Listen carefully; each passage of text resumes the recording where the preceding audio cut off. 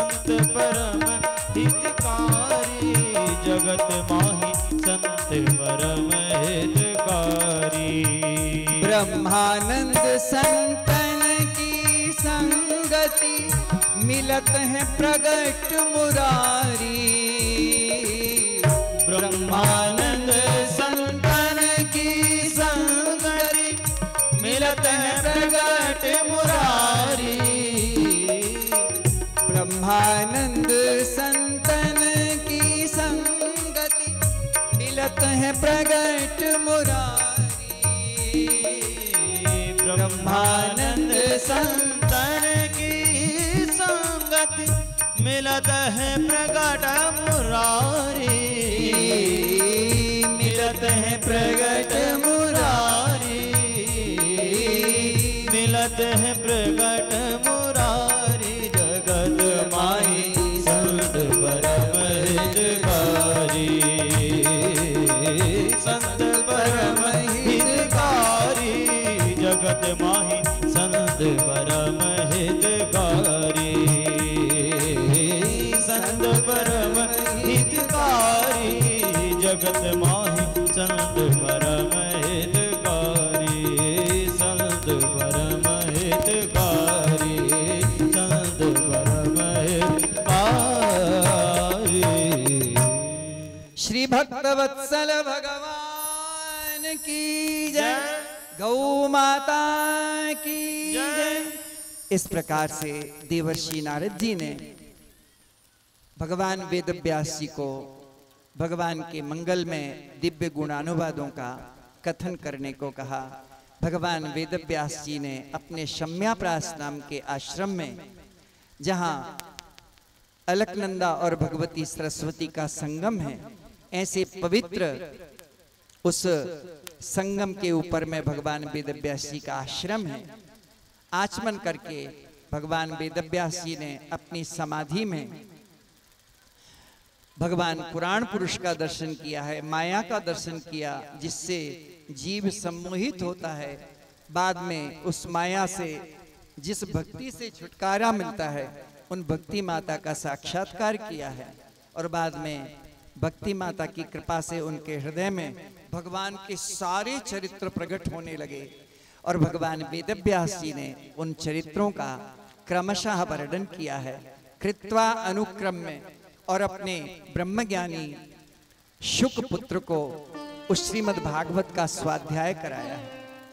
यद्यपि आत्माराम थे श्री सुखदेव जी महाराज, परंतु भगवान के गुण तो ऐसे दिव्य हैं कि आत्माराम जो महात्मा हैं, उनके चित्त को भी भगवान के गुण बला अपनी ओर खींच लेते हैं।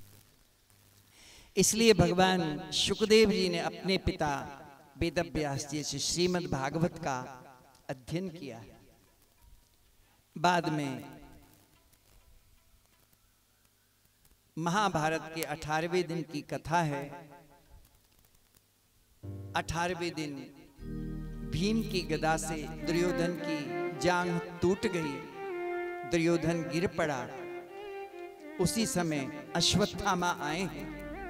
अश्वत्थामा ने कहा, मित्र, मैंने जीवन भर तुम्हारा नमक खाया है, मैं तुम्हारा मित्र हूं, बताओ क्या सेवा करूं।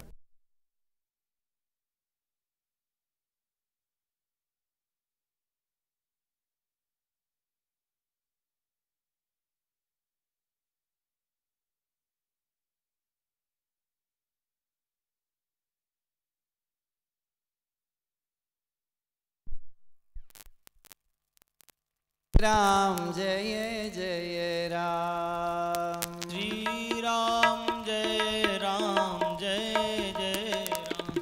श्री सीता रामचंद्र भगवान की जय। हम बहुत संक्षेप में निवेदन करें।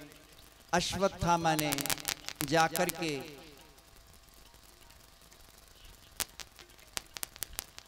देवकी के 5 पुत्र कुटीर में शयन कर रहे थे, उन्हीं को पांडव समझ करके 5 का सिर काट लिया, ला करके दुर्योधन को दिखाया। मित्र, तुम कहते थे एक पांडव का मस्तक भी मिल जाए तो बड़ी शांति से शरीर छोड़ दूंगा, मैं तो 5 पांडवों का मस्तक काट के लाया।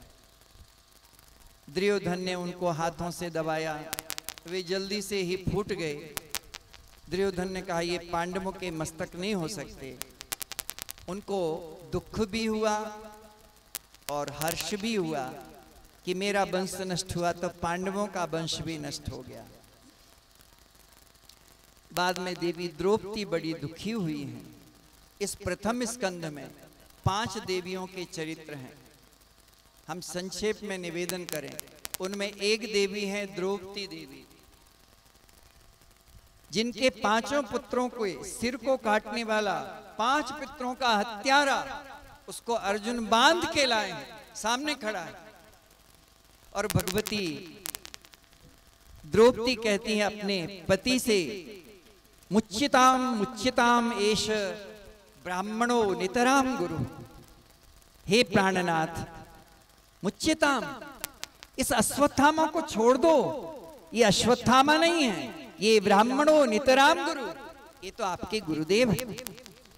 आत्मा वही जायते पुत्रः, इस श्रुति वचन के अनुसार पिता ही पुत्र के रूप में जन्म लेता है। तो जिन द्रोणाचार्य जी से आपने अस्त्र शस्त्र की विद्या प्राप्त करी, उनके रूप में ये अश्वत्थामा, ये आपके गुरुदेव ही हैं। इनको वंदन करना चाहिए, इनका बंधन नहीं होना चाहिए। ऐसी है भगवती द्रौपदी। 5 पुत्रों का हत्यारा सामने खड़ा है, फिर भी देवी द्रौपदी कहती है इनको छोड़ दो, इनको मत मारो। क्यों? क्योंकि पुत्र के विरह में, पुत्रों के मरने पर कितना कष्ट होता है। द्रौपदी कहती है मैं जान रही हूं मेरे 5 पुत्र मरे, लेकिन ये तो अपनी माँ का इकलौता बेटा है। यदि इसको आप मार देंगे तो इसकी माँ जो गौतमी है, जो कृपी है, वे कितनी दुखी होंगी। द्रौपदी का माता का चरित्र ये शिक्षा देता है कि हम अपने दुख में इतने अधिक ना डूब जाएं कि हमको दूसरे के दुख की सुध भी ना रहे। इतने दुख में दुखी होने पर भी देवी द्रौपदी को अश्वत्थामा की माता की चिंता हो रही है कि इसके मर जाने पर इसकी इकलौती संतान है अपनी माँ का, उस माँ को कितना कष्ट होगा। सूत जी कहते हैं बाद में सभी ने मारने का विचार छोड़ दिया, परंतु भीम अपनी हट पे अड़े रहे। तो भगवान ने अर्जुन को आज्ञा दी, अर्जुन जो आतताई है वो वध के योग्य, इसने सोते हुए पुत्रों का वध किया, इसलिए ये अश्वत्थामा आतताई है। आतताई का वध करना चाहिए, लेकिन ब्राह्मण का वध कभी नहीं करना चाहिए। ये ब्राह्मण भी है। अर्जुन ने कहा प्रभु आपने सुलझाने की जगह फंसा और दिया।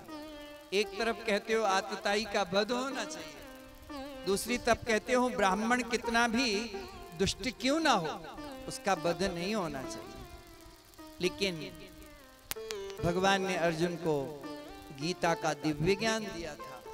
उस ज्ञान का सहारा लेकर के अश्वत्थामा के मस्तक में जो जन्मजात मणि थी, उस मणि को निकाल लिया, आधे केश आधे बाल उसके मोड़ दिए और धक्का देकर के अश्वत्थामा को अपने स्थान से बाहर निकाल दिया।